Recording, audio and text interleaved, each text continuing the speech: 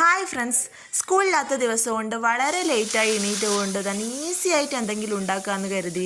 അപ്പോഴാണ് സേമിയ ഉപ്മാവ് ഉണ്ടാക്കാമെന്ന് വിചാരിച്ചു. പക്ഷേ എന്താ, പണി പാളിപ്പോയി. ഒരാൾ കാണാൻ വിളിക്കുന്നു, വേറെ ആരുമല്ല, നിഖിലേട്ടൻ തന്നെ വിളിച്ചു പറയുന്നു എനിക്കും ബ്രേക്ക്ഫാസ്റ്റ് വേണം, സേമിയ ഉപ്മാവൊന്നും എനിക്ക് വേണ്ട, എനിക്ക് പാസ്ത ഉണ്ടാക്കിയാൽ മതി എന്ന് പറഞ്ഞു. അപ്പം എന്തായി, മടിയന്മാർക്ക് ഇരട്ടിപ്പണി എന്ന് കേട്ടിട്ടില്ലേ? അങ്ങനെ രണ്ട് കാര്യങ്ങൾ ഉണ്ടാക്കേണ്ടി വന്നു, സിമ്പിളായിട്ട് എന്തെങ്കിലും ഉണ്ടാക്കാമെന്ന് വിചാരിച്ചിരിക്കുമ്പോൾ. അപ്പോൾ സേമിയ ഉപ്മാവ് ഏകദേശം റെഡിയായി കഴിഞ്ഞപ്പോൾ തന്നെ പാസ്തയ്ക്കുള്ള പണി ആരംഭിച്ചു. ഇതുപോലെ വൈറ്റ് സോസൊക്കെ ഉണ്ടാക്കിയിട്ടാട്ടോ ഞാൻ പാസ്ത ഉണ്ടാക്കാറുള്ളത്. അപ്പോൾ നല്ല സൂപ്പർ ടേസ്റ്റി ആയിട്ടുള്ള പാസ്തയാണ്. ചിക്കൻ ഒന്നും വേണമെന്നില്ല, പക്ഷെ നല്ല ടേസ്റ്റിയാണ്. അപ്പോൾ ഇതിൻ്റെ റെസിപ്പി വേണമെന്നുണ്ടെങ്കിൽ ഞാൻ വേറെ തന്നെ ഒരു വീഡിയോ ചെയ്യാം കേട്ടോ, അത് സെയിം റെസിപ്പി. അപ്പോൾ അങ്ങനെ ബ്രേക്ക്ഫാസ്റ്റ് പാസ്തയും അതേപോലെ തന്നെ സേമിയ ഉപ്മാവ് രണ്ടും റെഡിയായി.